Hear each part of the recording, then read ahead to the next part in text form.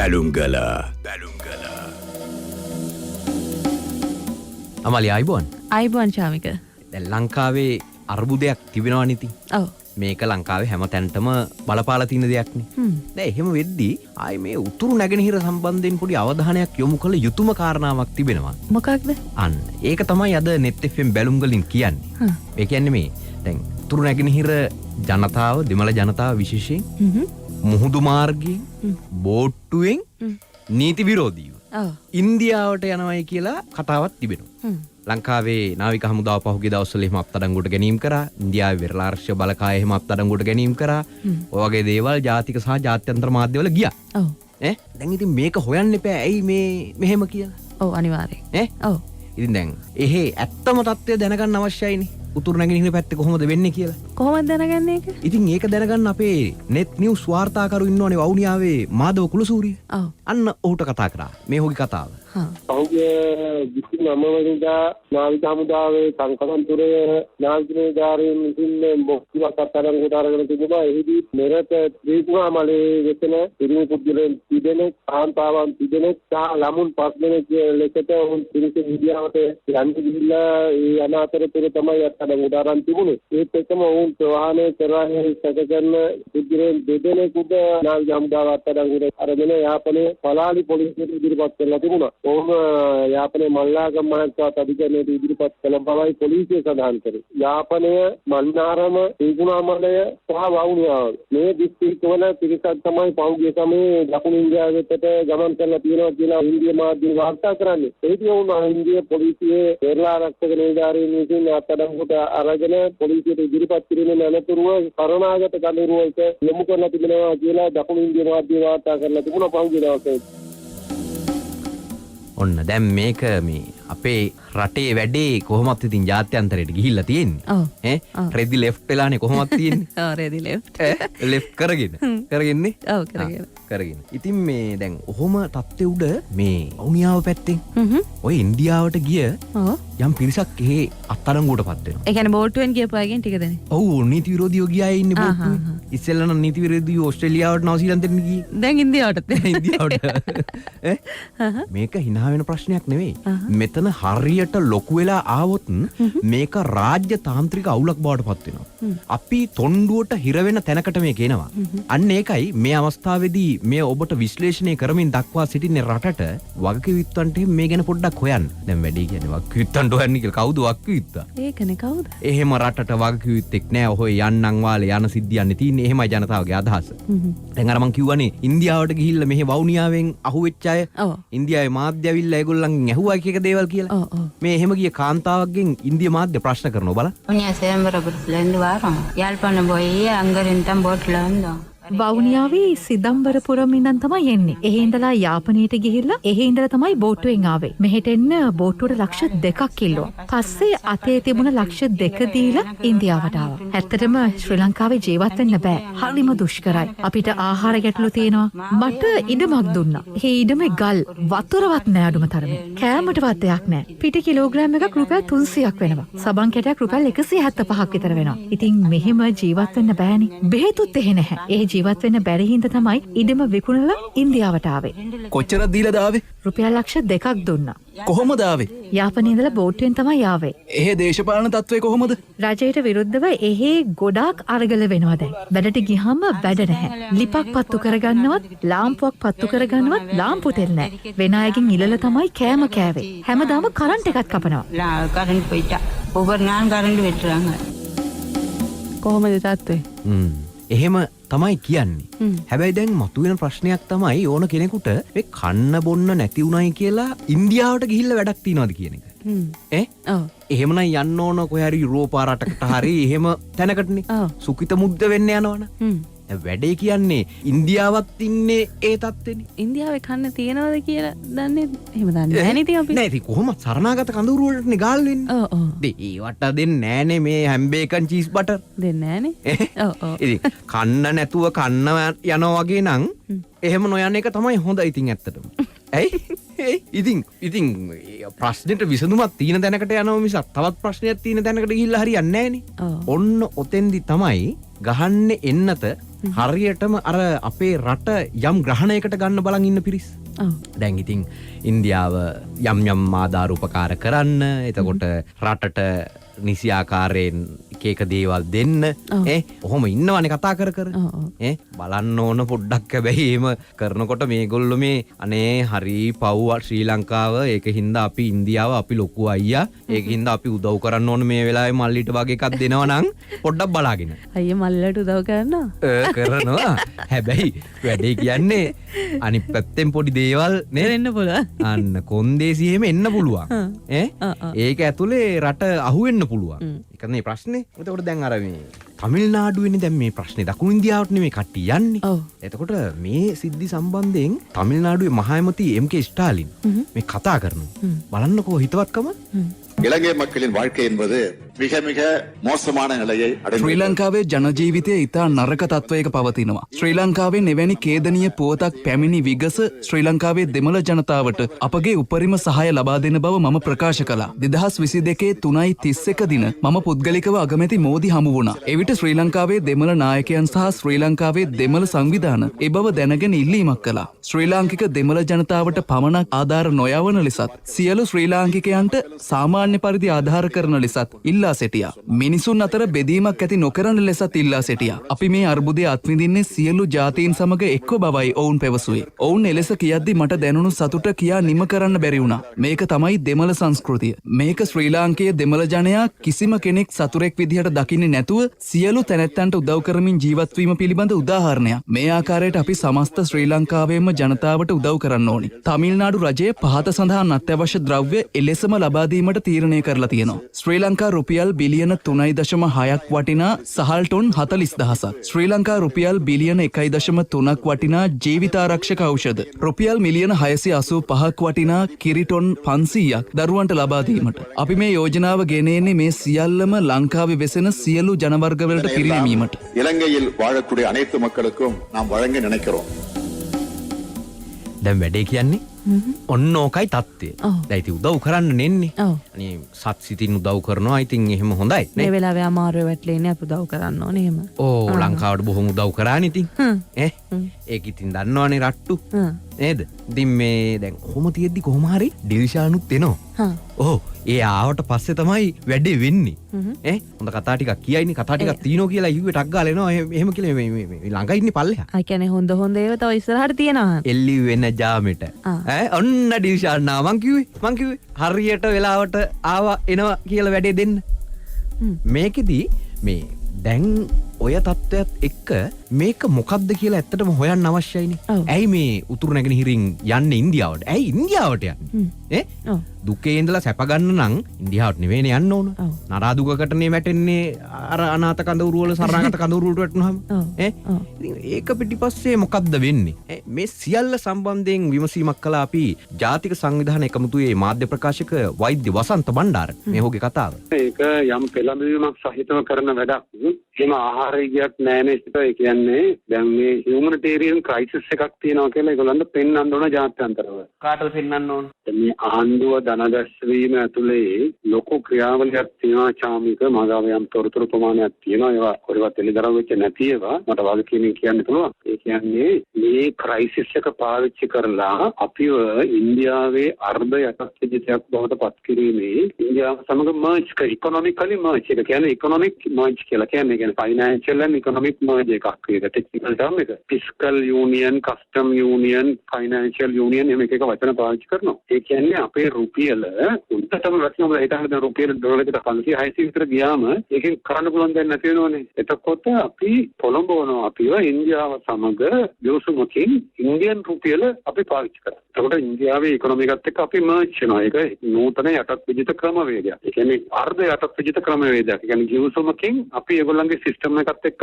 Merge වෙනවා. ඒ සම්බන්ධයෙන් ඉන්දියාවේ සමාජ මාධ්‍යවල යම් පිරිස් කතා කරනවා. එතකොට ඒක කරන්න වැඩ දෙකක් තියෙනවා. එකක් තමයි ඔය කියන හියුමනිටේරියන් ක්‍රයිසිස් එකක් තියෙනවා කියලා මිනිස්සු කන්න නැතුව පැනලා යනවා කියලා මතයක් හදන එක. ඊළඟ එක තමයි ෆුඩ් රයට්ස්. ඒක තමයි පටන් ගත්තේ නෑ. ඒ කියන්නේ ඔය උද්ඝෝෂණ ඇතුලේ සුපර් මාකට්ස් වල ගෙවල් කඩලා ඇතුළට ගිහිල්ලා කෑම තරකම් කිරීම. කෑම මංකොල්ල කෑම. මේක ෆුඩ් රයට්ස් කියලා කියන්නේ මේක ටෙක්නිකල් ටර්ම් එකක්. මේ වගේ සිටුේෂන් එකකදී පාවිච්චි කරනවා. ෆුඩ් රයට්ස් වෙනවා කියන්නේ නරකම සිටුේෂන් එකක් කියලා ලෝකෙ පිළිගන්නේ. ඒතර හියුමනිටේරියන් ක්‍රයිසිස් ඉෂ්‍යත් වෙනවා කන්දරද මිනිස්සු ඉන්දියාවට යනවා ෆුඩ් රයිට්ස් පටන් ගන්නවා ඒක තමයි පටන් ගත්තේ නෑ තව දවසෙන් පටන් ගන්නේ කොහොමද රූපියල වටන ක්‍රියාවලිය චාමික මම මේ බල කීමේ කියන්නේ මගේ අහන්න එපා කවුද කීවේ කියලා මට යම් දවසක මේ ඔක්කොම විනාශය වුණාන් පස්සේ සාක්ෂියක් දෙන දවසක මට ඒක ඉරදරව ගන්න පුළුවන්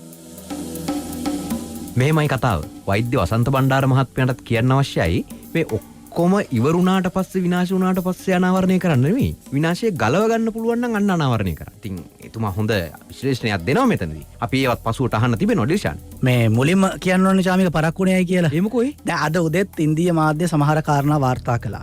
ඊට අමතරව මේ අපි කරන අනාවරණයට දාලව යම් යම් අත්‍යවශ්‍ය තොරතුරු ටිකක් එකතු කරගන්න සිද්ධ වෙනවා. ඒ තොරතුරු ටිකත් එක්ක තමයි මෙතන වෙලේ ඉඳ ගන්නවා. ඔන්න ඒ වෙනුවෙන් තමයි පරක්කුණේ. දැන් ඒ තොරතුරු ටිකත් අරන් තමයි මම ආවේ. එතකොට දැන් මෙතන අපි අනාවරණයක් කරනවානේ. අපේ රටේ උතුරේ සහ නැගෙනහිර පිරිස් ඉන්දියාවට පලා යමින් ඉන්නවා. හැබැයි මේ අර රටේ බොහෝ ප්‍රදේශවල අය වගේ ගුවන් යානයෙන් වෙන රටවල් වලට යන පන්නේ නෙවෙයි. නීති විරෝධීව මුහුදු මගින්. හැබැයි මේක අද ඊයේ සිද්ධ වෙච්ච දෙයක් නෙවෙයි. ඒක තමයි මම මුලින්ම කිව්වා මේ අමාලිත් එක්කත් කතා කරනකොට නීති විරෝධීව මුලින් ඕස්ට්‍රේලියාවට නවසීලන්තයට ගියේ කියලා බෝට්ටුවෙන්. ඉන්දියාවට යන එකත් අද ඊයේ සිද්ධ වෙච්ච එකක් නෙවෙයි. විශේෂයෙන්ම අවුරුදු 30ක යුද්ධ කාලයේදී බොහෝ පිරිස් උතුරෙන් සහ නැගෙනහිරින් ඉන්දියාවට පලා ගියා. මේක ලෝකේ පුරා තියෙන භූගෝලීය යථාර්ථයක්. අන්න ඒ පිරිස තාමත් ඉන්නේ අනාථ කඳවුරු වල සරණාගත කඳවුරු වල ඉන්දියාවේ. ඇයි ඉන්දියාවට පලා යන්න කියන ප්‍රශ්නෙට උත්තරයක් හෙව්වොත් ආසන්නම රට යන්න ලේසිම රට. එතකොට අගතියටපත් කෙනෙක් පහසුවෙන් යන්න බලනවා ඒ රටට. හැබැයි මේ ස්වභාවික යථාර්ථය යම් කෙනෙක් පාවිච්චි කරන්න පුළුවන් ඔවුන්ගේ පෞද්ගලික අභිමතාර්ථ සඳහා. අන්න ඒ සම්බන්ධයෙන් සහ විමසීමත් එක්ක අපිට කතා කරනවා යාපනයේ මිතුරන්ගේ ආයතනයේ සභාපති ආචාර්ය සිදම්බරන් මෝගන්. මේ කාලේ සිංහල ජනයා විඳින දුකත් මෙහෙත් දුක් විඳිනවා සාධාරණ. ඒක අපි අවංකව කියන්න ඕන. මෙහෙත් ඉඩම් තියෙනවා පරිපාලන ක්‍රමයක් නෑ.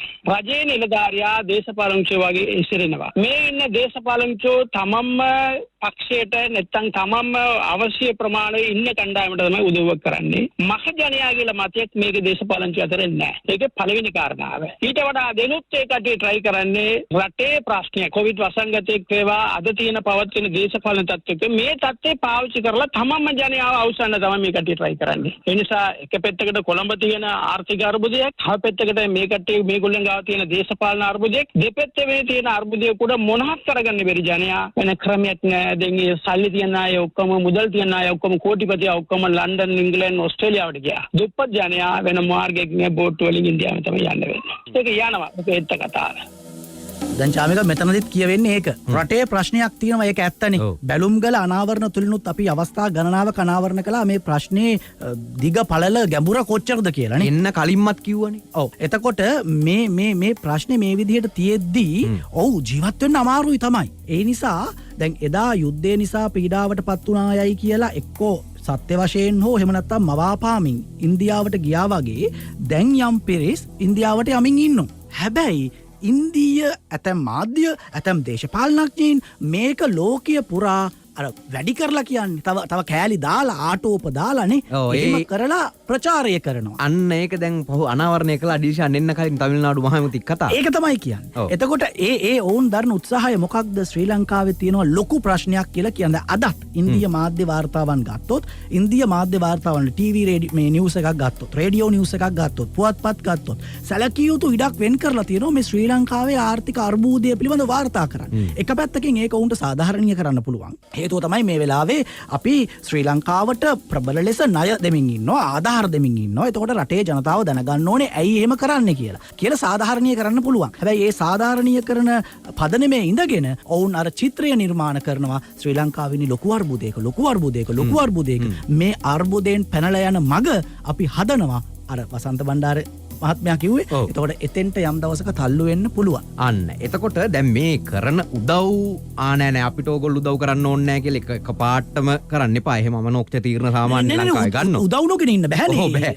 උදව් නොගෙන අපි කොහොමද මේ රට පවත්වාගෙන යන්නේ? නැත්තම් ඉතින් මේ කොන්දේසි ගැන තමයි පොඩ්ඩක් අවධානයෙන් ඉන්න ඕන. සමහරවිට අපිට කොන්දේසි වලට යටත් වෙන්නත් සිද්ධ වෙනවා. එතකොට අපි දැනගන්න ඕනේ රටේ තියෙන ප්‍රශ්න විසඳ ගන්න. අන්න එතකොට දැන් මේ ඉන්දියාවට යන සිද්ධිය තියෙනවානේ. අර යාපනයේ මිතුරන්ගේ ආයතනයේ සභාපති ආචාර්ය සිදම්බර මෝගන්ගෙන් ඇහුවා එතකොට දැන් ඔබ කියපු විදිහට මේක වෙනවා අපි කියපු විදිහටත් වෙනවා නේද ඉන්දියාවට යන්නේ කියලා. ඒ කියන්නේ බෝට්ටු මගින් ඉන්දියාවට යන සිද්ධිය මේ දිනවල සිද්ධ වෙනවා. සිද්ධ වෙනවා. සිද්ධ වෙන විකල්පයක් නෑ, ඉඩමක් නෑ. ඉඩම් තියන අය දෙන්නෙත් නෑ. ආර්ථික පීඩාව.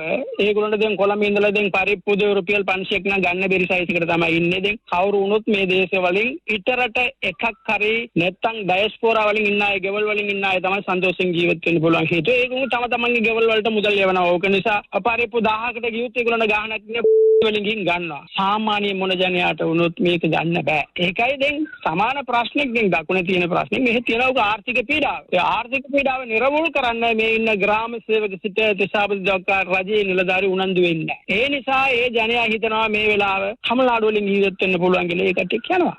එතකොට දැන් තමිල්නාඩුවට ගියාට පස්සේ ඉන්දියාවට ගියාට පස්සේ මෙතනදී ශ්‍රී ලංකාවට ප්‍රශ්නයක් ඇති වෙන මට්ටම සම්බන්ධව ඔබතුමා දකින්න පළමුවෙන්ම දෙවෙනිවෙන්ම තුන්වෙනිව අපි දෙමළ වෙන්න පුළුවන්. නමුත් ලාංකිකයෝ මේ ලංකාවේ තියෙන ප්‍රශ්නයක් අපේ ප්‍රශ්නය වලට අපිම විසඳන්න ඕන නිසා වෙන රටක් අපිට විසඳන්න නැහැ. මම වගකීමෙන් කියනවා මේකට ඉන්දියාව ගියන් පස්සේ කන්න බොන දෙනවා ඕන දෙයක් කරනවා. නිසා මේ ජනයා ගිහිල්ලා තවසරේ ගිහිල්ලා ඉන්දියාව පාවිච්චි කරලා ලංකාවට විරුද්ධ වෙන්න බෑ. හේතුව දෙමළ අයට තව පාඩමක් කවුරුත් උගන්වන්න ඕන නෑ. ආර්ථික පීඩාව ඒකයි. අපි ලාංකිකයෝ වෙන්න ඕනේ. සිංහල අය, දෙමළ අය, මුස්ලිම් අය ලාංකිකයෝ වෙන්න ඕනේ. ඔහුගේ අවුරුදු 30ක් අපි විඳන දුකක් සාධාරණ දුකක් නෙවෙයි, ඉහළ දුකක්. අපි අද සිංහල ජනතාවට මේ සංදේශය කියන්න ඕන. දුක එකයි, ගාඳුළු එකයි. ඒකයි එක්ක කතාවනේ. අන්න එහෙම දුක කඳුල පිරිච්ච රටාව තිබෙන්නේ උතුරු නැගෙනහිර විතරක් නෙවෙයි, රට පුරාම තිබෙන්නේ. ඒක කතා කරන්නේ මේ ඉන්දියාවට යන එක තුල අපිට අභියෝගයක් තිබෙනවාද? ඇයි එහෙම යනවනම් යන්නේ? ඒකට පෙළඹිලා තියෙන්නේ ඇයි කියන කාරණා සියල්ල සම්බන්ධයෙන් ගවේෂණාත්මකයි, විශ්ලේෂණාත්මකයි මේ net FM බැලුම්ගල කතා කරන්න අපිට 0112 කැපවි ජනතා සේවයට බැලුම්ගල මම වවුනියාව ඉඳලා තමයි එන්නේ. බෝට්ටුවෙන් තමයි ආවේ. බෝට්ටුකාරයාට රුපියල් ලක්ෂ 2ක් දුන්නා. ඒ අය ගෙනත් දාලා ගියා. මෙහෙට එන්න හේතුව නම් එහෙ ජීවත් වෙන්න අමාරුයි. ආහාර ද්‍රව්‍ය හරි ගණන්. දරුවන්ට අවශ්‍ය බෙහෙත් ද්‍රව්‍ය නැහැ. රෝහල් වලත් බෙහෙත් නැහැ. ගොඩක් දුක් විඳා. ජල පහසුකම් අපිට ඇත්තෙම නැහැ. අපිට දීලා තිබුණු ඉඩමත් හොර ඉඩමක්. ඒ හින්දා තමයි අපිට හොඳක් වෙයි කියලා හිතලා තමයි මෙහෙට ආවේ. ஏதோ நல்ல முடிவு கிடைக்கணும் கூட தான் வந்திருக்கோம். ශ්‍රී ලංකාවේ දුකයි කියලා සැපගන්න ඉන්දියාවට ගිහිල්ලා තවත් දුකට වැටෙන කතාවක් තිබෙන්නේ. මේ පිටිපස්සේ කුමන්ත්‍රණයක් තිබෙනවා දෝ කියා සැකසහිතයි එක පැත්තකින්. අනිත් පැත්තෙන් මේ වැඩේ හරියට සුගීත මුදිත වෙන වැඩක්ද එහෙම නැත්නම් රාජ්‍ය තාන්ත්‍රිකව පොඩි තොණ්ඩුවක හිර වෙන වැඩක්ද කියන එක සම්බන්ධයෙන් අනාවරණය කරමින් ඉන්නේ විශ්ලේෂණාත්මකව. දැන් මේ අනාවරණය ඔබ හරි කොණෙන් අල්ල ගන්නට ඕනේ. ඒකට හේතුව තමයි දැන් රටේ ප්‍රශ්නයක් තියෙනවා. ඒක රටේ හැමෝම දන්නවා. ඒ ප්‍රශ්නේ හැමෝටම දැනෙමින් ඉන්නවා. ජීවත් වෙන එක ප්‍රශ්නයක් වෙමින් තියෙනවා. දැන් කොළඹත් අමුමිරිස් කිලෝ එක රුපියල් 800ට ගිහින් තියෙනවා. එළවලු ගොඩක් කිලෝග්‍රෑම් එක රුපියල් 1000 පැනලා තියෙනවා. එතකොට 250ට කිට්ටු වෙමින් තියෙනවා සමහර වර්ග.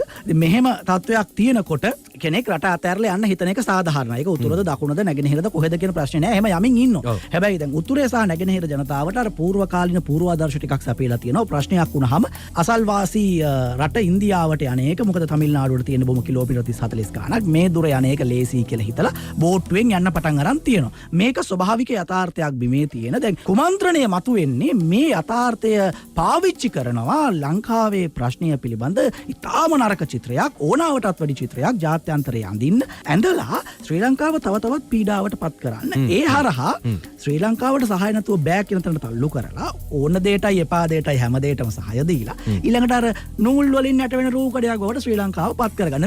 මේක ඇවිල්ලා මේ රාජතාන්ත්‍රික වැඩක්. මේක මතු පිට පේන වැඩක් නෙමෙයි. හැබැයි දැන් ඉන්දිය රජය වග කියන්නේ ඉන්දිය පුරවැසියන්ටනේ චාමික. එතකොට ඉන්දිය පුරවැසියන්ගේ යහපත වෙනුවෙන් ඉන්දියාවේ යහපත වෙනුවෙන් තමයි ඉන්දිය රජය වැඩ කරන්නේ. ඉන්දිය රහස් ඔත්තු සේවාවන් ගන්නකො එකක් රෝ එක. රෝ එක වැඩ කරන්නේ කවුරු වෙනුවෙන්ද? රෝ එකට පඩි ගෙවන්නේ ඉන්දිය රජයනේ, ඉන්දිය ජනතාවනේ. ඔවුන් වැඩ කරන්න ඕනේ ඉන්දියාව වෙනුවෙන්. ඉන්දිය පුරවැසියන් වෙනුවෙන්. ඒ කරන වැඩේ වැරදි නෑ. ඔවුන් උන්ගේ වැඩේ කරමින් ඉන්නවා. අපේ රටේ රජය කාටද වග කියන්න ඕනේ? අපේ රටේ රජය වග කියන්න ඕනේ අපේ පුරවැසියන්. මේ අපිට. අපේ රටේ රජය දැනගන්න ඕනේ. එහෙම එකක් එහෙ වෙනවා නම් කොහොම එකක්ද මෙහෙ කරන්න ඕනේ කියලා. එහෙම නොකර වැල් බයිලා පාර්ලිමේන්තුවේ මෙහෙ කරගෙන හරියන්නේ නැහැ. අනිත් කාරණාව තමයි එහෙ රහස් ඔත්තු සේවා අර කිව්වාගේ රෝ වගේ ඔත්තු සේවා උන්ට සේවය කරද්දී උන් ඉන්දියා රාජ්‍යයට සේවය කරද්දී ලංකාවේ ඔත්තු සේවා ශ්‍රී ලංකාවේ රාජ්‍යයට වග කියනවාද? ඒ සම්බන්ධයෙන් උත් කතාවක් තිබෙනවද ඉදිරියේදී කියන්න. දැන් මේ නිකමට කිව්වේ ඒවැ කට්ටියටත් නිකමට අහගන්න. ඉන්නවා සජීව සම්බන්ධ වෙලා පුෂ්ප කුමාර මහත්මයා නුගේගොඩින්. ආයිබෝන් ඔබතුමාට. ආයිබෝන සුබෝදෑසනක් ආවෙත. සුබෝදෑසන. විශේෂයෙන් මට මේ අවස්ථාව ලබා දුන්න දෙන බොහොම ස්තුති වෙනවා බැලුම්ගලට. මම බැලුම්ගල ආකාරණයක් වශයෙන් සෑමදේම මේ ලංකාවේ ආර්ථික අර්බුදයක් තියෙනවා. මේ ලංකාවේ ආර්ථික අර්බුදයක් ඇති වෙච්ච වෙලාවක මේ නායකයන්ගේ යුතුකම තියෙනවා. මොකද මේ තියෙන යුතුකම තමයි මේ රටේ තියෙන අපේ තියෙන ස්වභාවික සම්පත් පරිහරණය කරලා අපේ ખනිජ තෙල් වලට තමයි අපේ මේ රටේ වැඩියෙන්ම පිට රටට මුදල් යන්නේ. ඒකට ખනිජ තෙල් නිෂ්පාදනය කරන ඇමරිකාවේ අපේ ආචාර්යවරේ එතුමාව කීපතර ලංකාවට ආවා. දැනටත් ලංකාවට ඇවිල්ලා ඉන්නවා. මේ ලංකාව නිෂ්පාදනය කරන්න පුළුවන් ඩීසල්, පෙට්‍රල් වගේ දේවල්, බඩේරු ගෝලෙන්, එතකොට බීට්රූට් වගේ දේවල් වලින් එතුමා සඳහන් කරලා තියෙනවා කොහොමද නිෂ්පාදනය කරන්නේ ඇමරිකාවේ කියලා. එතකොට මේ රටේ වැඩිම මුදල් නැහැ කියලා පෙට්‍රල් පෝලිං වල, ඩීසල් පෝලිං වල මිනිස්සු දිනවට වැඩිය. ඒ තියෙන උතුම් ඒ උගත් මිනිස්සු පාවිච්චි කරලා මේ දේ කරන්න බෑ. මේකත් සම්පූර්ණයෙන්ම මේ ඉන්දියාවේ කතාව වගේ තමයි. ඉන්දියාවට නැත්නම් ඕස්ට්‍රේලියාවට ඇමරිකාවට සරණාගත යාම අදහි එකක් නෙමෙයි. බෝට්ටු වල යනවා ඕස්ට්‍රේලියාවේ ලංකාවේ එම්බසි එක ටීවී channel වල රූපවාහිනී channel වල කියනවා මේ ඉන්දියාව ඕස්ට්‍රේලියාවට පැනගන්න එපයි කියලා. මේක වෙන අර්බුදයකට පොළඹවන එක ඇත්තම මිනිස්සුන්ගේ මේක රාජකාරියක්. මේක දවස් පාරාව වෙන්න පුළුවන්, වෙන මිනිස්සුන්ගේ වෙන්න පුළුවන්. මේ රටේ ඒ කාලේ ඉඳලම ඉතිහාසෙ මේ වැඩේ තිබුණා. මේ රට වටා මේ පල්ලෙහාට වැක්ටීමට පුදුම ආකාරයෙන් එක ආකාරයෙන් මිනිස්සු උදව් කරනවා. නැත්තම් ඩයස්පෝරා මේ වෙලාවේ කරේ යුත්තේ මොකද්ද? ඩයස්පෝරා මේ රටට කඩාගෙන වැටිලා මේ රට බේර ගන්න අවශ්‍ය නම් ඒ ඩොලර්ස් ටික ලංකාවට ගෙනලා යාපනයේ දුප්පත් ඉන්න මිනිස්සුන්ට සල්ලි අද රුපියල් 2ක් දීලා දෙන්න ඩයස්පෝරෙන් ඇවිල්ලා. අන්න ඒක තමයි සත්‍ය කතාව. ඔවුන් කිසිම සැලකීමක් නැතුව මේකේ පොඩි අර බොරදියේ මාළු බෑමක ඉන්නවා කියන එක net fm බැලුම්ගල අනාවරණය කරන්නෙත් අදයි එක නෙවෙයි. හැබැයි වගකිව යුත්තෝ ඒ සම්බන්ධයෙන් හොඳටම කරනවාද කියන එක සම්බන්ධව හොඳටම ප්‍රශ්නයක් තිබෙනවා net fm බැලුම්ගලට. කතාව ඔහොමනේ. ඉතින් ඔය කතාව ඔහොම යද්දී වෛද්‍ය වසන්ත බණ්ඩාර මේ අර්බුදය සම්බන්ධයෙන් මේ මතුව ඇති තත්ත්වය සම්බන්ධයෙන් විශ්ලේෂණාත්මකව කියනවා. මේ බලන්න. ක්‍රයිසිස් එකක් තියෙනවා. මේ බහැලා ඉන්නේ මේ අහි දුප්පත් මිනිස්සු නෙවෙයි. මේ ප්‍රශ්නෙන් ඇත්තටම රස්සා ලක්ෂ 12ක් කන්ස්ට්‍රක්ෂන් ඉන්ඩස්ට්‍රි එකේ රස්සාවල් නැහැ. එහෙම මහා දුකටපත් වෙච්ච මිනිස්සුක් ඉන්නවා. මේ මිනිස්සු තාම බහැලා නැහැ පාරට. මේ මිනිස්සු බහපු දාට බලාගතයි ඉතින්නම්. මේ ඉන්නේ මේ මධ්‍යම පන්තියේ හැමදාම ඉන්නේ ශිෂ්‍යෝ. ඒවා අපියන්ගේ කල්යෝලේ මාපොළ කල්යෝලේ මේ රස්සාව ගහන්නේ. හැමදාම ඉතින් අපේ දරුවෝ එහෙමනේ හැමදාම මේ ඒගොල්ලෝ මේ ක්‍රමයට විරුද්ධයි. ඒක වැරදි නෑ. සිස්ටම් එකට විරුද්ධ අයත් මේ ඕන උද්ඝෝෂණයක නියෝජනය වෙනවා. ආණ්ඩුවට ගල් ගහනවා නම් හොඳයි. දැන් මෙතන කොහොම නමුත් මේ කියන අර්බුදය නිර්මාණය වෙන්න මතුවෙච්ච ප්‍රශ්න රැසක් තියෙනවානේ. හැබැයි ඒකට නම් ඉතින් වර්තමාන ආණ්ඩුව වගකිව යුතුයිනේ. එහෙම නැද්ද? මෙහෙමයි. මේ වර්තමාන ආණ්ඩුව වග කියන්න ඕන වෙන්නේ කරුණු දෙකකට විතරයි. ඒ කියන්නේ කරුණු කිව්වොත් මේ අර්බුදය අපේ නළලේ කොටලා තිබුණු එකක්. ඒක කොටන්නේ 1977. අපේ ආර්ථික මොඩලය සම්පූර්ණයෙන් කනපිට පෙරලනවා. දේශීය ආර්ථිකයේ නිෂ්පාදන පද්ධතිය වත්තලා පරිභෝජනය මුල් කරගත්ත, නාගරික ඉදිකිරීම මුල් කරගත්ත, වෙනදාම මුල් කරගත්ත ආර්ථිකයක් පටන් ගන්නවා. ජාවාරම්කාරයන්ට ආර්ථික ඊටපස්සා සලසන, බෞද්ධ ජනතාවට ආර්ථික ඊටපස්සා නැති කරන. හරි මේක ඇතුලේ තමයි මේ වෙළඳ හිගිය ඇති වෙන්නේ. අපි 1977 අපිට තියෙන ධන වෙළඳ බැලන්ස් එක, ට්‍රේඩ් බැලන්ස් එක ධන අගයක් තියෙනවා. දැන් තියෙන්නේ බිලියන 10ක්.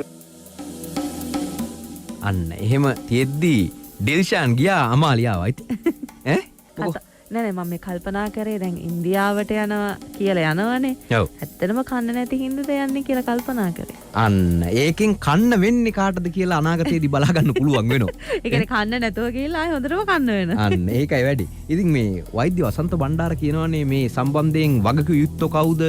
වර්තමාන ආණ්ඩුව කොහොමද වක් කියන්න ඕන? ඊට ඉස්සෙල්ලා තිබිච්ච ඒවා කොහොමද වක් කියන්න ඕන කියලා. මේකේ තවත් දුර කතාව. 77 ඉඳලා අපි නඩත්තු කරගෙන ආපු ආර්ථික මොඩලයේ ඇතුලේ තමයි මේ ක්‍රයිසිස් එක එන්නේ. මහා වෙළඳ හිගයක් එනවා. දැන් පහුගිය අවුරුදු දෙක තුනේම ආනයන වලට යන මිලියන 20000ක් යනකොට අපනයන ආදායම මිලියන 10000යි. මිලියන 10000ක හිගයක් එන බිලියන 10ක ඩොලර්. ඒතර මේ කියවුවා කොහොමද සංචාරක කර්මාන්තය ආදායම චුට්ටක් සොච්චමක්. මැලේසියා වගේ රට සංචාරක කර්මාන්තයෙන් මිලියන 20000ක් වලට අපුරෑනේ 4000යි 5000යි. සොච්චමක්. එහෙනම් විභවයට අනෝනේ අපි කරන්නේ. අපි දුප්පත් වැඩ කරන්නේ. ඒකට පිටරට දුක් විඳලා සල්ලි වෙන මිනිස්සු මිලියන 7000ක් හම්බ වෙනවා. ඊටු ටික ණය ගන්නවා. කොහොම තමයි මේ ආවේ. යන්තම් අලෝගන ආවේ. ඇවිල්ලා දැන් මොකද උනේ? කොවිඩ් එකකින් මේක උත්සන්න වුණා. අපායට යන පාරේ ආවේ දැන් ලිස්සුවක්. ස්කිඩ් කරා. දැන් යනවා පල්ලමක් දිගේ යනවා කඩාගෙන. එතකොට ඒ වගේ දෙයක් මේ වුණේ. එතකොට මේක ගෝඨාභය හිටියත්, අජිත් හිටියත්, අනුර හිටියත් සිදු වෙනවා. එකම දේ ගෝඨාභය රාජපක්ෂට වාක්‍යම පැටවෙන්නේ මේ පහුගිය අවුරුදු දෙක ඇතුලේ මේක දැකලා මේක නිවැරදි කරන්න පියවර නොගැනීම. සහ මේක තවදුරටත් වර්ධනය වෙන සමහර ගොම් තේරෙන ගැනීම. ඒ කියන්නේ ඔය කලබලයේ අපරීක්ෂාකාරී වරපොර ප්‍රශ්න ඇති කර ගැනීම, කාබනික වගාව කියලා බොරු සංකල්පයක් ගෙනාවා. ඒ කියන්නේ මේ කුසිකර්මයේ පරාදීනත්වයෙන් ගලව ගැනීම කියන එකයි කාබනික වගාව කියන්නේ දෙකක්. ඒක වැරදි ලේබලයක් කලවලා ඒ කරපු ගොම් වැඩෙන් විශාල අර්බුදයක් ආවනේ. දැන් ආහාරයකටත් අපි තල්ලු වෙනවනේ. ඒතර එතුමා වග කියන්න ඕනේ මේක දැකලා අරගෙන එතකොට දැන් ආවා. ඒතර එයා කියනවා ඒකට. ඒ හැර මොකමල හිටියත් මෙතන තමයි අපේ ඉරනවා. එයා අපේ නළල කොටු පිරන. මේ බස් එක යන්නේ අපායට. මේකේ පාට ගාවට මේකේ කොන්දොස්තර මාතියා ගහන එක වලක් ගන්න ටිකට් මැෂින් දුන්නට ඔඩිට් කරාට ගිනුම් හරියට තිබ්බට ඇතුලේ මොකද වෙන්නේ බලන්න වීදුරු අරගෙන ගියාට විනිවිද භාගයක් වුණ කියනවනේ. ඒ වීදුරු අරගෙන ගියාට හොරගම් නොකරන බව සාතික කරලා හරියන්නේ නැහැ. බස් එක යන්නේ අපායට. මේක දැන් හරවන්න ඕනේ. අන්න මේක දැන් හරවන්න ඕන. ඒක තමයි ඇත්ත කතාව. 77 ඉඳන් ආව හෝ ඒවා කෝකක් හරි ඒවා තට්ටු මාරු ක්‍රමයට තිවිච්ච සියලුම ආණ්ඩුවක් යුතු හෝ ඒවා ඒක නිවැරදි කරන ක්‍රමය එන්න ඕන. ඒක නිවැරදි කරන්නේ නැහැ. ඒ සිතා මතාමයි කරන්නේ නැත්තේ. මේ අර හීරෝ ඩොග් වෙන සම්ප්‍රදාය තමයි දැන් තියෙන්නේ. ඉතින් අන්න ඔය කියන කතා ඇතුලේ මේක හරවන්න ඕන වෛද්‍ය වසන්ත බණ්ඩාර මහත්මයා කිව්වා වගේ. මේක යූ ටර්න් එකක් ගහලා එන්න ඕන බොහොම හිමින් ඉතින් දැන් හිමින් ඇවිල්ලත් බෑ. දැන් නැත්තම් කෙලින්ම දැන් යන විදිහටම ලිස්සර ගිහිල්ලා අපායටම තමයි වැටෙන්නේ. අන්න එහෙම වැටෙන එක හොඳ නෑනේ නේද? එහෙම හරි නෑනේ. එතකොට මේ අපි මේකෙදී කතා කරන්න අවශ්‍යයි තවත් දුරට. විරාමයකට යනවා ඉක්මනින් වෙනවා. කැපවී ජනතා සේවයට බැලුම්ගල දැන් මේ වෙලාවේ දැන් අපි නම් හිතනවා අපිට දැන් සියලුම ප්‍රශ්නයක් නැත්තම් අපි දකුණට සිංහල ජනතාවට අපි මොනාරි මඤ්ඤෝකාරී යවන්න ඕන. මම දෙනුත් කුඹුරේ ඉඳලා තමයි කතා කරන්නේ. හේතුව මම අධ්‍යාපන සුසුකම් තියෙන මිනිස්සුගේ ඉහළම රජයේ නිලධාරි වශයෙන් හිටපු එක්කනයි. දැන් මඤ්ඤෝකා වලින් වතුර දාගෙන දැන් කුඹුරෙන් තමයි වට මම කතා කරන්නේ. හේතුව අපි ස්වයං පෝෂිත ලංකාව හදන්න බැරි නම් අපි කවදාව ඔළුව උස්සන්න බෑ. මේක උතුර වේවා දකුණේ වේවා නැගෙනහිර වේවා වතුකරේ වේවා. ඕක අද රට තියෙන ප්‍රශ්නෙක් පාලන ක්‍රමයක් වැරදි. පරිපාලකයෝ කියන රජයේ නිලධාරියා දේශපාලනචෝ වෙලා. දේශපාලනචෝ ඒගොල්ලෝ වෙනුවෙන් පරිපාලන ක්‍රමයේ ගති කරන නිලධාරියාව පාවිච්චි කරන උත්තරේ ඒකයි එක්ක සත්‍ය කතා. එතකොට මෙන්න මේක පිටිපස්සේ යම් රාජ්‍ය නොවන සංවිධාන අරගෙන යන දෙයක් කියලා එහෙම තොරතුරු තිබෙනවා. අද තමයි බෙලුම්හල හොඳ ප්‍රශ්නේ කාලා තියෙන්නේ. මේ ගඳුළු වෙලන්දු NGO කාර්යය ගඳුළු වෙලන්දු දෙමළායේ ගඳුළු විකුණලා ජීවත් වෙනවා. එත්ත කතාවේ ඒකයි අහිංසක දෙමළායගේ දුගී භාවයි ගඳුළු විකුණලා ඒකට ජීවත් වෙන. ඔබතුමා ආන ප්‍රශ්නෙක් මේකයි සමහර වෙලාවට මට වුණත් එකසක තියෙනවා. මේක NGO කාර්යෝ පිටිපස්සේ ඉන්නවාද කියලා. ඒ කතා කළේ යාපනයේ මිතුරන්ගේ ආයතනයේ සභාපති ආචාර්ය සිදම්බර මෝගන්. අද net FM බැලුම්ගලින් කතා කරමින් ඉන්නේ මේ උතුරු නැගෙනහිර දෙමළ ජනතාව මෙහි ප්‍රශ්න කියලා සුකිත මුද්ද වෙන්න කියලා යනවා ඉන්දියාවට. දකුණු ඉන්දියාවේ තමිල්නාඩුවට. හොරෙන් බෝට්ටුවේ මුහුදේ. ඉතින් මේ එහෙ ගියාට පස්සේ මොකද තත්ත්වය? අන්තිම දුකට තමයි වැටෙන්නේ. මොකද අවුරුදු 30කට කලින් ඒ කියන්නේ යුද්ධයට තිබුණනේ අවුරුදු 30ක් ලංකාවේ. නේ? ඕගිය කට්ටියත් ඒ කාලේ තාමත් ඉන්නේ අනාථ කඳවුරු වල ඒ සරණාගත කඳවුරු වල. තත්ත්වය ඔහොම තියෙද්දි මේක ඉතින් පොඩි වෙන ලයින් එකකට නෙන්න යන්නේ. නේ? දැන් ඉතින් අර තමිල්නාඩුවේ මහාමති කියපු ඒවත් එක්ක ඉතින් උදව් කරන්න ඒගොල්ලෝ එන්නේ හැබැයි හොඳේ. බලාගෙන ඉකින්ද. මේ දැන් මේ සිද්ධි සම්බන්ධයෙන් ගන්නකොට යාපනයේ සිවිල් සමාජ කේන්ද්‍රයේ කැඳවුම්කරු අරුන් සිද්ධාර්ථ කතා කළා අපි. සමහර සමාජ ක්‍රියාකාරකයන් දක්වන අදහසක් තමයි ඇත්තටම මිනිස්සු යන්නේ මේ කන්න බොන්න නැති ප්‍රශ්නයක් ඇතුළේ කියලා. ඇත්තටම යාපනයේ කන්න බොන්න නැද්ද? නෑ ඒක මම පිළිගන්නේ නෑ. මොකද අපි අවුරුද්දක් යුද්ධ කාලේ මේක වැඩි අමාරු වුණා. අපිට දැන් තමයි මේ තෙල් ගෑස් ඉලෙක්ට්‍රිසිටි නැති ප්‍රශ්න දකුණට දැනෙන්නේ. නමුත් අපිට අවුරුද්දක් තිස්සේ අපි මේව නැතුව තමයි ගොඩක් හරියට ජීවත් වෙන්න පුළුවන්. එතකොට කෑම බීම බැලුවොත් ගොඩක් හරියට දැන් අපිට උතුරු නැගෙනහිර අයි ලොකුවට උද්ඝෝෂණ නැත්තේ හේතුව කෑම වලට අපිට කවදාවත් ඉන්දියක් වෙලා නෑ. මොකද අපි වගා කරනවා ඕන තරම් අපිට එළවලු තියෙන ඕන තරම් කන්න බොන්න ඒවලට තියෙනවා. එතන නගරේ ඉන්න මිනිස්සු වගේ නෙමෙයි අපිට ගෑස් නැත අපි ඉස්සර ලිපෙන් යා ගන්නවා. වතුර ටික ලිපෙන් ගන්නවා. එළවලු ටික ගෙදරම කඩාගෙන උයනවා. ඒ වගේ පරිසරයකට ඇදිච්ච අය තමයි සාමාන්‍ය උතුරු නැගෙනහිර ඉන්න ජනතාව. ඉතින් ඒක කිසිසේත්ම පිළිගන්න බෑ. ගණන් වැඩි වෙලා තියෙන. කෑම ඉන්දියාත් නේ ගණන් වැඩි වෙලා තියෙන. ඒ ගණන් වැඩි වීම ඉන්දියාවෙත් තියෙනවා. දැනට ඉන්දියාවෙත් මේ කරන්ට් කැපීම තියෙනවා. ඉන්දියාවෙත් දැන් මේ අපිට රුපියල් 300 ගාණක් පෙට්‍රෝල් එන්න ඉස්සෙල්ලා ඉන්දියාවේ 110යි පෙට්‍රෝල් තිබුණේ. තමිල්නාඩුවේ ඩීසල් තිබුණේ 107යි ඉන්දියන් සල්ලි වලට. ඒකෝට අපිට ඒක 300කට වැඩි වෙනවා. ඉතින් ඒ ගණන් ගිහිලා තියෙන එක ලෝකයේ තියෙන ආර්ථික අර්බුදත් එක්ක ඒක හැමතැනම මේ වෙලා තියෙනවා. දැන් චාමික හතර වටේටම කෝල් ගන්නවනේ. කෝල් නොගෙන බෑනේ මේ වැඩේට. ඔව් මට තියෙන ප්‍රශ්නේ ඉන්දියාවට කෝල් කරේ නැද්ද? මොකද නැත්තේ ඉන්දියාවට බර ගාණක් ඇමතුම් ගත්තා. ඒවා ඉතින් අහන්න දෙන්නේ බොහොම සීමිතව. මොකද මේක ඒවා හතර වටේ ගිහිල්ලානේ හොයාගන්න ඕන. ලංකාවෙත් හොයාගන්න හතර වටේම යනවා නම් එහෙ ඉතින් රට වටේම යන්න වෙනවනේ. ලෝකෙ වටේම ගියා වගේ තමයි ඉතින්. මොකද ඉන්දියාවේ මොනවද කිව්වේ? අන්න එතකොට අපි කතා කරා මේ තත්ත්වය සම්බන්ධයෙන් අහන්න දකුණු ඉන්දියාවේ ශ්‍රී ලංකා නියෝජ්‍ය මහකොමසාරිස් කාර්යාලය නියෝජ්‍ය මහකොමසාරිස් ආචාර්ය ඩී වෙන්කටේශ්වරන් මහත්මයාට. දැන් රීසන්ට්ලි ඒ වගේ ෆැමිලිස් ටිකක් ඉන්දියාව තමිල්නාඩු වලට ආවා. එනකොට ඒගොල්ලන්ගේ පළවෙනි පාර ඒගොල්ලන් ගන්නවා තමිල්නාඩු ඉන ඩිටෙන්ෂන් කැම්ප් එකක් තියෙනවා. මණ්ඩපම් කියලා තැන එකක් තියෙනවා රාමේශ්වරම් ළඟ. අතන ගිහිලා ඒගොල්ලන්ගේ නවතිලා ඒකට පස්සේ ඒගොල්ලන්ට ඉන්වෙස්ටිගේෂන් එක තියෙනවා. Local investigation as per the foreign tax කියලා එකක් තියෙනවා. ඒ සම්බන්ධ කරලා ඒගොල්ලන්ට ඉන්වෙස්ටිගේෂන් එක කරනවා. ඒ ඉන්වෙස්ටිගේෂන් එක කරලා පස්සේ සමහර වෙලාවට නෝමල් කැම්ප් එකට දානවා. නැත්නම් ආපහු එම්බසිට රික්වෙස්ට් කරලා RRP එකක් තියෙනවා. RRP කියනට refugee repatriation passport කියලා ඒක ඉෂුව කරන්න කියලා ආපහු ලංකාවට ඒගොල්ලන්ගේ යවනවා. තාමර එන්ක්වයරි එක ඉන්දියන් ගවර්න්මන්ට් මාර්ගම කරපු නිසා ඒ විස්තර අපිට තාම ආව නැහැ. ඒක සාමාන්‍යයෙන් මාස එකමාර දෙකට වැඩි යනවා. මේගොල්ලන් අවිල්ලා දැන් මාස එකක් නැහැ. ඒ නිසා 2 to 3 months ට පස්සේ තමයි අපි දැනගන්න පුළුවන් ඒගොල්ලන්ගේ repatriation එක ආපහු ලංකාවට එවනවද නැත්නම් මෙතන refugee camp එකට දානවද කියලා. දැන් මේ කතාව අහගෙන ඉන්නකොට දැන් අපි ඉස්සෙල්ලා දැක්කනේ ශාමික මේ කතාව ගැන විස්තර දැනගන්න වෛද්‍ය වසන්ත බණ්ඩාර මහත්මයාට කතා කරා. ශාමික කතා කරපු කතාවේ තවත් ඉතිරි කොටසක් තියෙනවානේ. ඔව් අහන්න. මේ කියන ප්‍රශ්නේ විසඳන්න මේ මොහොතේ මේ වර්තමාන ආණ්ඩුව වක්කිය යුතු සහ පෙරමුණට ආ යුතු ඉන්නේ. ආණ්ඩුවට මේක කරන්න බෑ. ආණ්ඩුව මේකේ ගොදුරක් නෙමෙයි කුමන්ත්‍රණයේ ගොදුරක්. ආණ්ඩුව පාර වරද්දගෙන ආභ්‍යන්තර අර්බුද එම දැක්මක් තියෙන නායකයෝ නෑ. ඒ නිසා සහ ඇතුලේ ඉන්න මේක කොත්තුකාරයෝ ඇතුලේ ඉන්නේ මේ කුමන්ත්‍රණය කරන්නේ. නෑ මම කියන්නේ ඉන්දියාවට පුද්ගලයෝ යන එක තුල ඉන්දියාවේ සරණාගතභාවය පතන එක තුල ඒ தත්ත්වය මතුවෙන්න හේතුව මේ ආණ්ඩුව වර්තමානයේ පාලකයෝ මේ දේශපාලඥයෝ කරපු කලමනාකාරීත්වයක් නැති වැඩ නේද?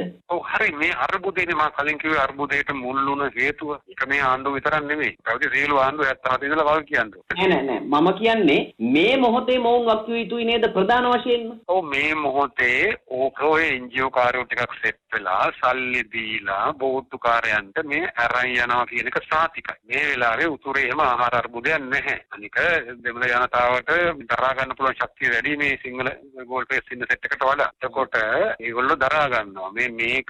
මේක නිර්මාණය කරන තත්ත්වයක්. මාර කිව්වේ මේක සැලසුම් සාගතව ජාත්‍යන්තර මතයක් හදන්න ඕන කියලා මේ කරන්සි සමාජයක අද යටත් විජිතේ හදන්න මනෝභාවය සමාජයේ හදන්න ඕන. දැන් කන්ද නැහැ මිනිස්සු පැනලා යනවා බෝට්ටු වලින්. මාර කිව්වේ මේ පින්තූරේ මේ අධ්‍යයනය කළ ලෝකයේ දේවල් සම්බන්ධයෙන් කියන්නේ මම නිකන් කටට යනකොට කියනවා නෙවෙයි. වාට පස්සේ වුණාම තේරෙයි වාට. මම මේ කියපුවා හරියද කියලා. ඔව් ඒක තමයි නෑ. මට අවශ්‍ය වෙන්නේ ওই ඉන්දියාවට අපේ උතුරු නැගෙනහිර පුද්ගලයෝ යනවයි කියන එක තුල යනවා නෙවෙයි රැගෙන යනවා. පැහැදිලිව මම කියන්නේ. ආණ්ඩුව ඒ ගැන සොයා නොබැලීම ආණ්ඩුව දැන් ගොන් වැඩනේ කරන්නේ. ඉතින් මොකවත් සොයා බලන්නේ නැහැ. ආණ්ඩුවක් නැහැනේ දැන්. ජාවාරම්පාරය ඕන ගණන් වලට මිල වැඩි කරනවා. මිල කියන්නේ සමහර ඔබ වෙලෙන්දු කුලියට ගන්නවා මිනිස්සු මේ ප්‍රයිස් ටැක්ස් 10 දෙනා 15 දෙනා කුලියට ගන්නවා ප්‍රයිස් ටැක්ස් වෙනස් කරන්න. ඖෂධ සමාගමත් එහෙමයි. ඉතින් ආණ්ඩුවක් නැහැ වගේනේ. මොනවත් බලන්නේ නැහැනේ. මිල පාලනයක් නැහැ. හිතු ගණන් වලට ඉක්ුණා බඩු හංගනවා. ඉතින් එහෙමකේ ඕක හොයයිද වෙරළයින් තලා ඉඳගෙන මිනිස්සු කන්නේ නැහැ.